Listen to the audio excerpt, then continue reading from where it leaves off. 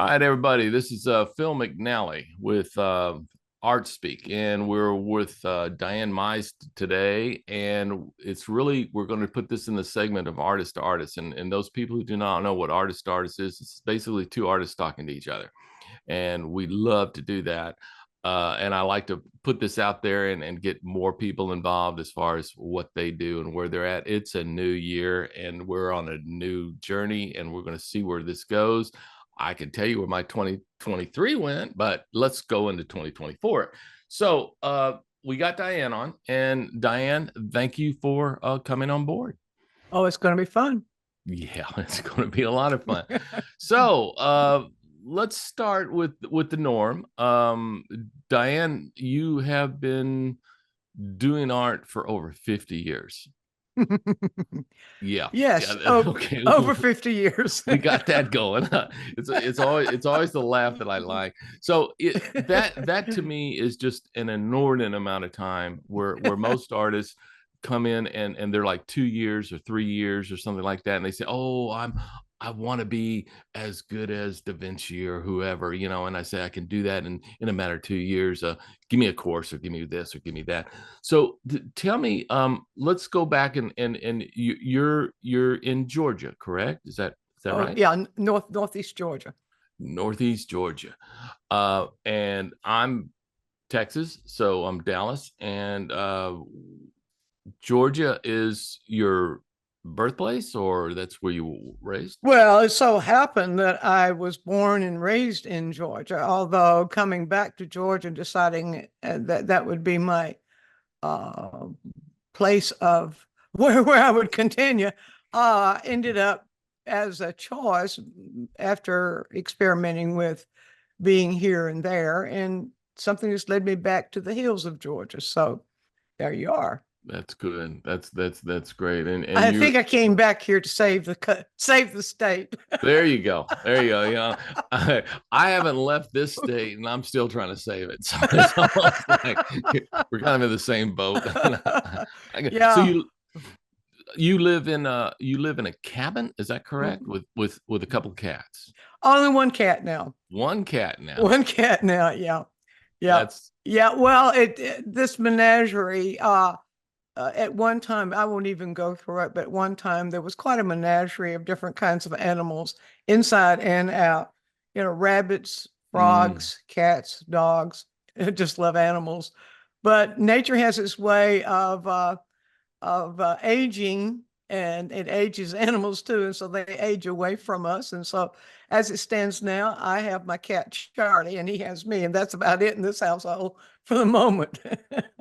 that's great. That's great. I am so recently understanding of pets and pet owners. I acquired a small dog just this last month, and I mean Oh, it's like a kid. It's oh, like they are. I They mean are. I'm trying to break the thing in, and she's pretty much broken in more than likely, and but I've read so much about, oh, when it comes to dogs, or even just cats, the breeders and picking them up, the cost, and then you having them, and then going into these pet shops and seeing oh, I see why this is $1 billion industry. I mean, it just it Well, makes sense. I must say I have never bought an animal. They've always come to me They've always come to you. one way Yeah. or another. Yeah. That's the way it was when I was a kid. I would always have these strays that come into the yard and stuff like that from all over. We lived in north of Dallas, and it was like almost on the outskirts. So we had fields all around us, and these stray dogs would come around and come in, and it would always be to my dad. I mean, because I always go to my mom and say, "Hey, can I keep it?" And my mom would say, "Wait till my dad gets home." So dad gets home and it's like, "Nope, Nope. nope, nope, nope, nope, nope." And I say, "Well, okay, this is a different stray, Dad. This is a new stray for today. Can I keep that?" Nope, nope. But so I grew up that way, and it was always nice. I kind of wish, in a way, I was on a farm to a certain degree, because I think I've been good with animals, all sorts of animals. But it's like, they do take a need as far as your They're time. they're they're they're little beings, and they require care, and they require you're getting to know them, and they get to know you, and you get this little bond going, and it really is quite interesting. which we'll talk about maybe later, or only at this point, is that I'm finding out. I did get this dog from a breeder, and she was just fascinated that I was an artist, and she said, "I've got more people in here who want a pet portrait." And I said, well, I could do one for you, and haven't got to that point yet. It'll probably be sometime in the next few months.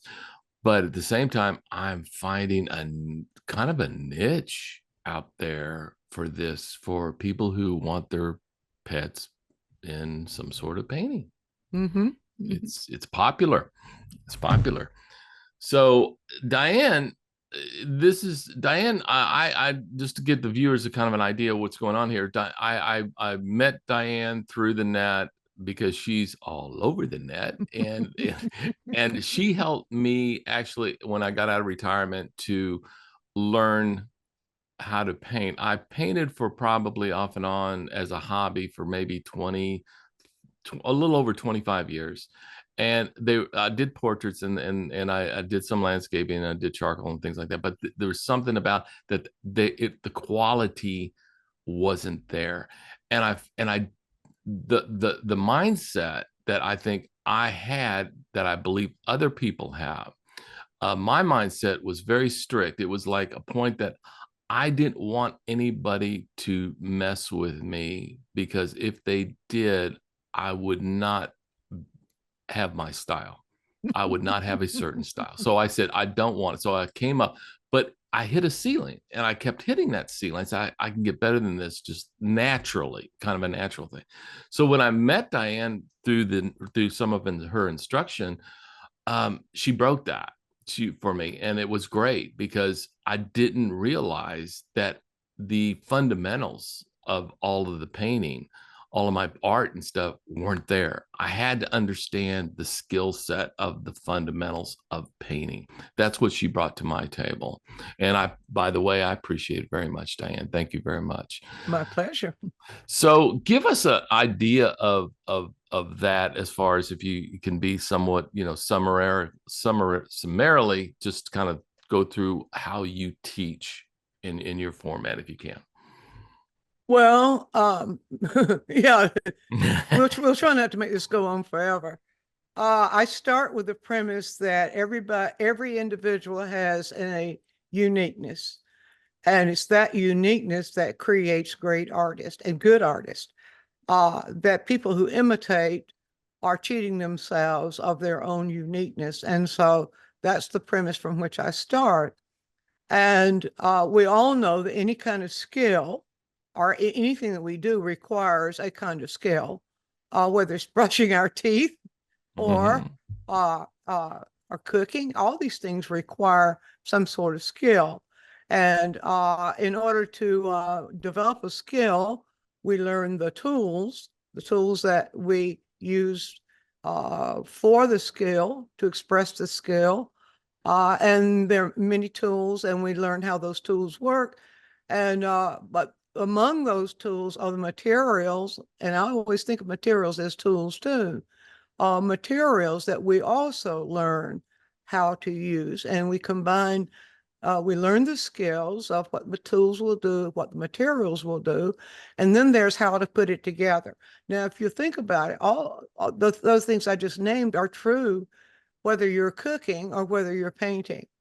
That how to put it together is often the how to put it together in the point of view that you take when you're putting it together is often the thing that determines whether something is fresh and appealing, or whether it feels ho hum. And so my idea is that a skill is a universal thing. It can be taught, but it doesn't have to be taught to use it the way I use it, or that we use it the way anybody else uses, just the basic way a tool works or materials work. And that's the point of view I try to take, that I can, if we have a group of 12 students, for example, in front, and we're working from the beginning, and we're all working from the same subject. Let's say we're in a landscape or whatever. There are 12 different points of view there. all of them can learn to use the tool, but each one of them is going to have a certain way that tool feels best to them.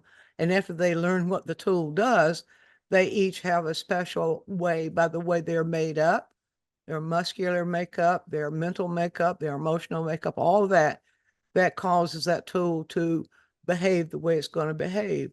And then the basics of how to use the tool. There are things we deal with in painting, such as color, for example. Color has things it will do. What will color do to color? And so studying or learning by doing, learning by doing, that's another one. I don't believe in learning by memorization. I believe in learning by doing, that when we find out what color does to color, then we can learn to use color. And then there's the light and the shadow that causes us to see color the way we see it and causes us to see images the way we see it. Of course, there are certain skills, and we can go on and on and on and name the skills. The point is, skills are universal. The composing elements, color, well, if we go through the composing elements of light and shadow, which is value, color, direction, which is the way things move, size, which is, of course, the comparison of I never found a way to define size, things' relationship to each other, shapes, the textures we see, etc. Those are universal. And when we learn how to use all those and how to place them in a painting so that the eye stays within the painting, and other things too, but that's, just sort of a short way. All that's universal. So but every individual has a way that they put all those things together that causes that universal, that individual expression, which is the uniqueness I talked about. And my job as a teacher is to enhance that, is to give people the skills, show them how the skills work, and then enhance and encourage that individual approach. What do you see and how do you see it? And what would you like to see happen with it? I guess maybe that's probably the shortest summary I can give you about the approach, because it involves a whole lot of stuff that we don't want to go into because we bore people. No, I think it was well defined, because the matter that I had a problem with, and I'm sure other artists have a problem with, when they put a white canvas onto an easel and they say, okay, here's, let's say, a reference photo I have. The reference photo basically has to be interpreted because it's a photo. But the thing is, what's in front of the artist are so many things. I mean, just so much looking that you tend to, based upon your summary, break it down. We look at it from this point of view. We look at it then at this point of view, and you'll find out that there's a multiple points of view just to look and break down what you're looking at that you want transferred or put onto this canvas, and adding you into that canvas at the same time of your style and who you are. I find that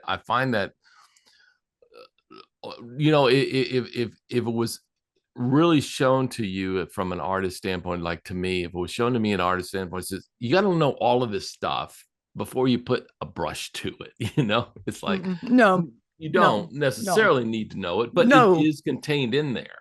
Well, the thing is that no skill is ever built overnight. Mm-hmm. I love baseball. Do you? I do love baseball. I like to use baseball in any one of the positions, but especially, well, you could use the batter or the pitcher. I like to use those as an example, because all the work that goes on behind the scenes started when that person was probably very young. Now, that doesn't mean everybody has to start when they're very young, Mm-hmm. but what it means is you don't make yourself a Tom Glavine overnight. I don't know if you better know who Tom Glavine is. Yes. You don't make yourself a Tom Glavine overnight. But the thing is, we place entirely too much emphasis on product. If we place the emphasis on our process, on where we are right now and what we can do right now to add to where we are right now, and be excited about the step-by-step adventure of learning to paint or learning whatever skill, but we're talking about painting right now. Forget about the product, forget about the end product. I know there's so much attention placed on it. All these competitions, all these group critiques, all these things that pit one person's results against the other, I'm not in favor of, because it takes the emphasis away from the process that is the exciting part of it. And the you might say the irony of that is that when a person is really focused on the process and the excitement of discovering what can happen one step at a time, as you add to that, the excitement ends up producing a really good product. But if the attention is on the product, then all kinds of things can happen to shortcut that will end up in maybe a ho-hum, or I say ho-hum, or something maybe inferior, not inferior to the rest of the world, but inferior to what that person is capable of. Right. Yeah. And that's my concern, is not comparing one person's work with the other, but how does this measure up to what you're capable of? And that's the reason I do not care for these imitation teachers. I'm sorry, but I'm going to step on some toes. That's right. Go for it. But I call it monkey see, monkey do. What can you learn if you're simply copying what you see me do? You might pick up a little bit, but if you're working on your own, then you're going to try to remember what I did. How did I do that brushstroke? Blah, blah, blah. That monkey see, monkey do is, and then everybody's work turns out looking pretty much just alike. I don't see that as learning. I see that as product focus, where people are just producing paintings. And so I don't agree with that. And I don't agree with people trying to I wouldn't say guide people, I almost said force, but it does feel like it. Force people into their style of working. Right. As if their style of working is the only style of working. And I don't think focusing on style is important anytime, because the style evolves from what happens in that process I was describing earlier, where the basic skills learned and the individual is responding the way they see this feeling best to their handling of these materials and tools and principles, etc. I think I kind of veered off a little bit there, but no, you're seeing the differences, and that's the unique thing about you. You're seeing the differences in people, where these other people who are teaching and tutoring, they see that they've accomplished something based upon what they did over and over again. They say, now, if I teach that to anybody else, they will become painters. And that is so incorrect that it's like, go ahead. I know I don't like to call names, but there was a certain TV painter whose name keeps popping up. He's got hair that goes out like this. He's popular right now. All right. So people will say to me, "Oh yeah, but if I just want the entertainment. I just want the and that sort of thing." Who wants to produce one of his paintings every time they paint? That's not the individual. And you might feel that you're successful because you made a tree look like a tree, blah, blah, blah.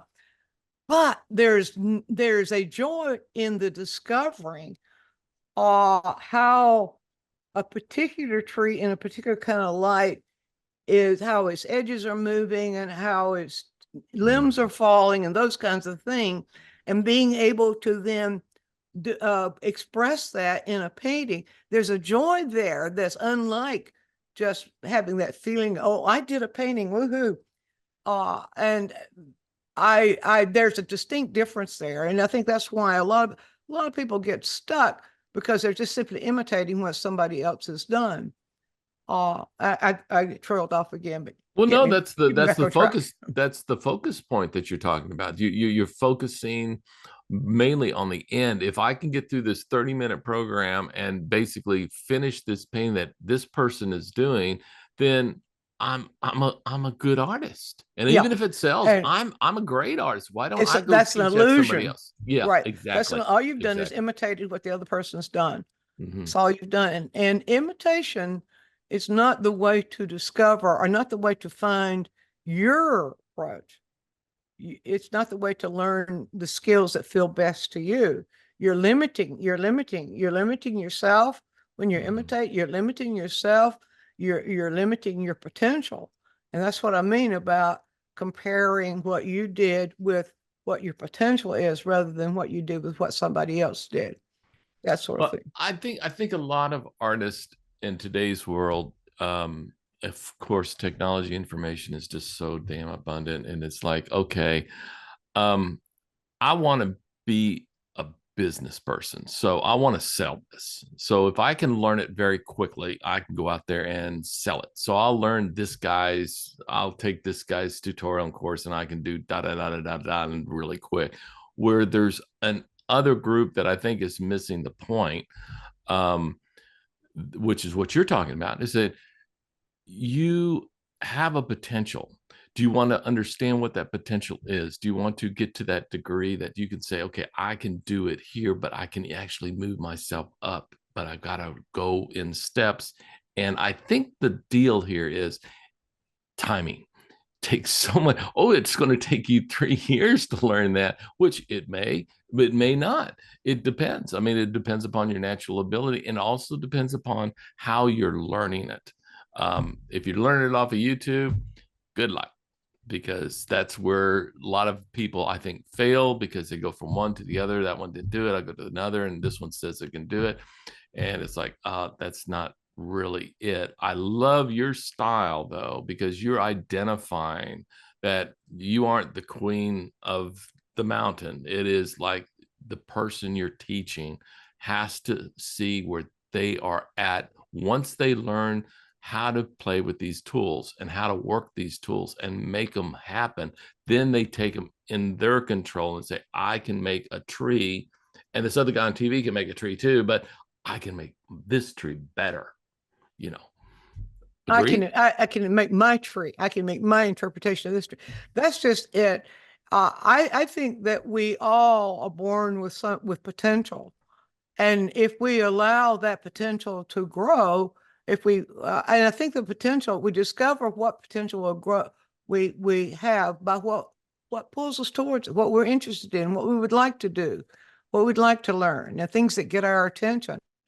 And so when we learn skills, or we learn uh, how whatever that potential is, we learn the skills of using that potential, and then we focus on developing those skills Mm-hmm. and exploring what is required to make those skills work even better for us, and continuing with that attitude of explore and discover. We Mm-hmm. explore Mm-hmm. and discover and discover and discover.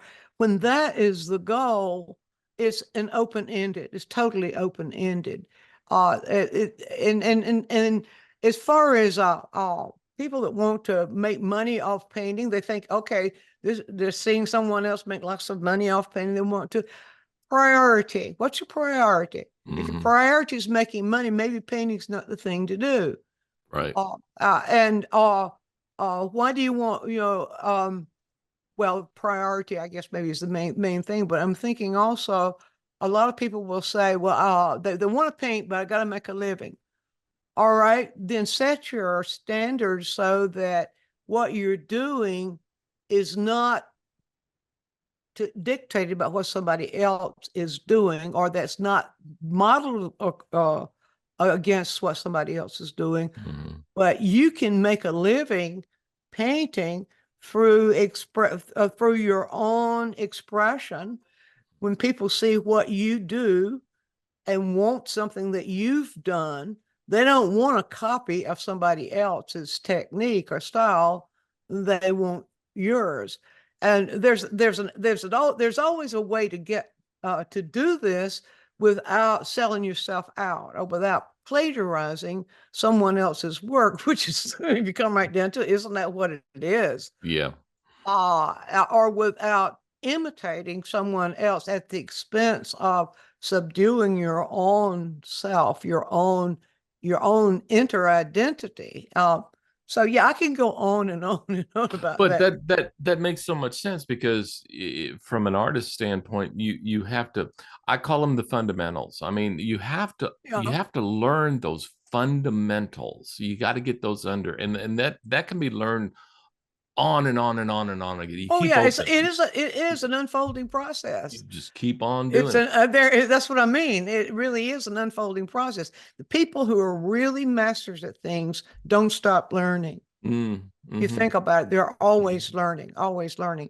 Anybody that stops learning is no longer a master. Now they're spinning tires. And I think I'm pretty right about that. No, and those are the people that I we were talking about as far as saying if they're in it for the money, why don't I go after somebody who's already a master? So if I can copy them or just work with their stuff, they've mastered it. I don't need to understand how they did it, but I know that this painting sells for $40,000 and it's sold to prints all over the place. Let me go ahead and do it and try to change it up so I don't have to learn how he mastered it, just basically copy to a certain extent, infringe in a certain extent. And we can actually even on this part, we can actually even bring in the AI side Yeah. because that is also something that's engraving on the photography and with painting. And it's like, okay, where do I say I need to understand these fundamentals in order to, I guess, from this process, I need to understand these fundamentals to get me going to a certain level. But there's some people out there say, I don't need to really understand these fundamentals. I just understand digital artwork. I understand AI. I understand this and this enough to say, okay, technology is going to get me boop, up to this point. Well, it all comes down to what I consider the human experience. If you're allowing technology to do something for you, you're robbing yourself of the experience Mm-hmm. of doing it yourself. Now, I can use there as an example of a novelist, a really good novelist. If you read the autobiographies or read interviews or whatever of really good novelists, say Tolkien, for example, who's my favorite.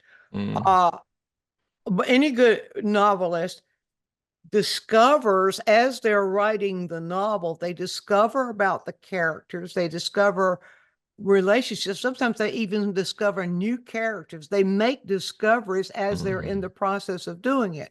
Well, if you get AI to write a novel for you about blah, blah, blah, and blah, it's just going to it's going to put something together that will be a story, but it will have robbed the writer of the experience of making those discoveries and putting and finding those characters that really make that novel come alive. That's part of it. And then the other part of it is the uniqueness of expression. Here, I go back to that word again, that every individual's got their unique way of putting words together or finding words and nuances of words that give a unique life to a novel. It's not just a Mm-hmm. story.